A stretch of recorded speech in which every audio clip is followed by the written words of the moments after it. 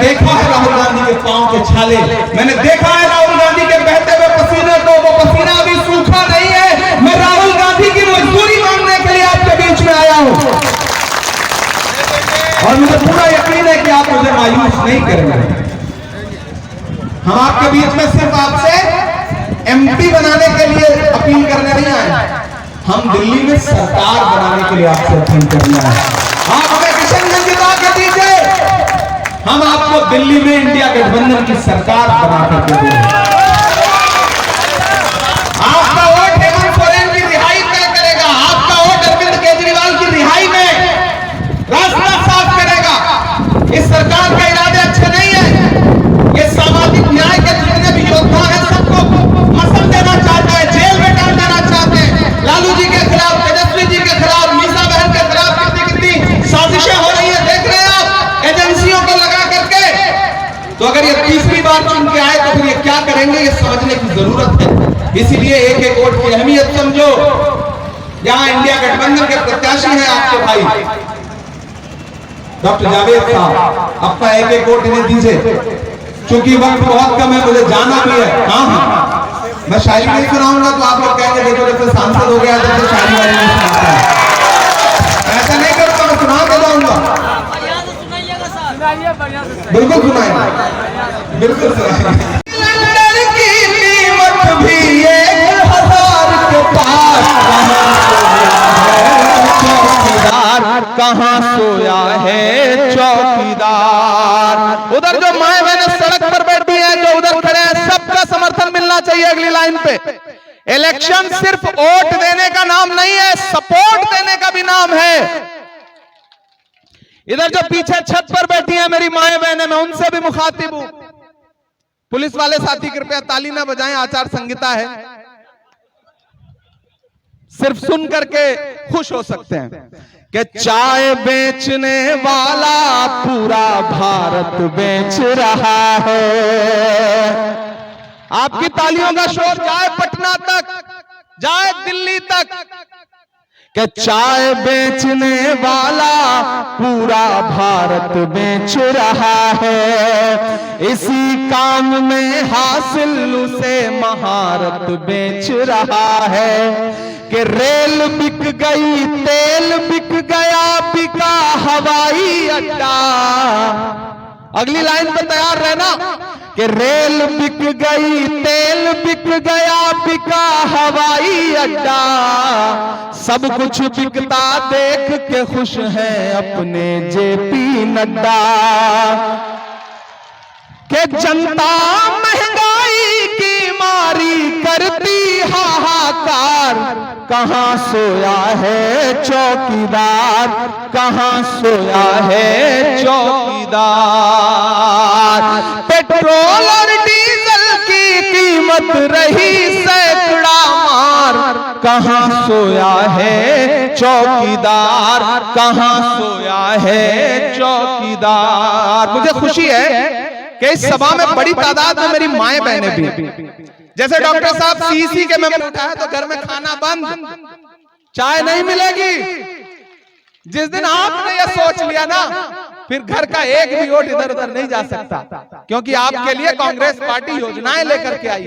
तो मेरी आपसे गुजारिश है माओ बहनों कि ये इलेक्शन बहुत अहम है। मेरे बुजुर्गों, संविधान बचाने के लिए, मेरे पिछड़े समाज के लोगों, सामाजिक न्याय के जो योद्धा हैं, लालू जी हो, हेमंत सोरेन हो, तेजस्वी जी हो, इन लोगों को राजनीतिक तौर पे बचाने के लिए भी, क्योंकि सरकार के इरादे अच्छे नहीं है, सबको एकजुट होना पड़ेगा। पहले तालीम से तुम मोड़ दिए जाओगे, फिर किसी जुर्म से तुम जोड़ दिए जाओगे। हाथ से हाथ की जंजीर बनाकर निकलो, वरना धागे की तरह तोड़ दिए जाओगे। सरकार के इरादे अच्छे नहीं है, इसलिए अपने घरों से निकलिए। डॉक्टर जावेद साहब को अपना एक एक वोट दीजिए। मैं रुकनुद्दीन भाई से, हाजी सुभान साहब से, इजहार साहब से चाहूंगा कि आप आगे आए। डॉक्टर जावेद साहब आपके अपने हैं। कभी कभी 5 साल जब कोई सांसद रह लेता है ना, तो छोटे छोटे गिले शिकवे भी होते हैं। हो सकता है कभी फोन ना उठ पाया हो सकता है कि कभी रिस्पॉन्ड ना कर पाया हो, लेकिन जब मकसद बड़ा होता है तो छोटी छोटी चीजें नजरअंदाज करनी पड़ती हैं। नजरअंदाज करिए, क्योंकि मकसद है सरकार बनाना, मकसद तजुर्बा करना नहीं है। दिल्ली में कांग्रेस पार्टी की इंडिया अलायंस की सरकार बनाना है। इसलिए मैं चाहता हूं कि एक एक हाथ उठे डॉक्टर जावेद साहब के समर्थन में। उधर जो लोग हैं उनका भी उठे, उठाइए एक एक हाथ डॉक्टर जावेद के समर्थन में। आपका उठा हुआ यह हाथ 26 तारीख को हाथ के पंजे के सामने वाला बटन दबाइए, कांग्रेस पार्टी को जिताइए, डॉक्टर जावेद को जिताइए, राहुल गांधी को जिताइए, इमरान प्रतापगढ़ी को जिताइए। मेरे आने की लाज रखोगे ना, रखोगे ना? अभी तक देखिए अम्मा ने नहीं बोला है ना, तो हमारी बहन ने बोला, रखिएगा ना? बिल्कुल हमारे आने की लाज रखिएगा। इससे अच्छा ऑफर क्या हो सकता है भाई आपको? एक के साथ एक फ्री। मैं तो 2016 में जब यहां सैलाब आया था तब से आपके बीच में आता रहा हूं। मेरी शायरी के हवाले से तो आप जानते ही हैं मुझे, लेकिन जब से पार्लियामेंट में गया हूं तब से चुप नहीं हूं।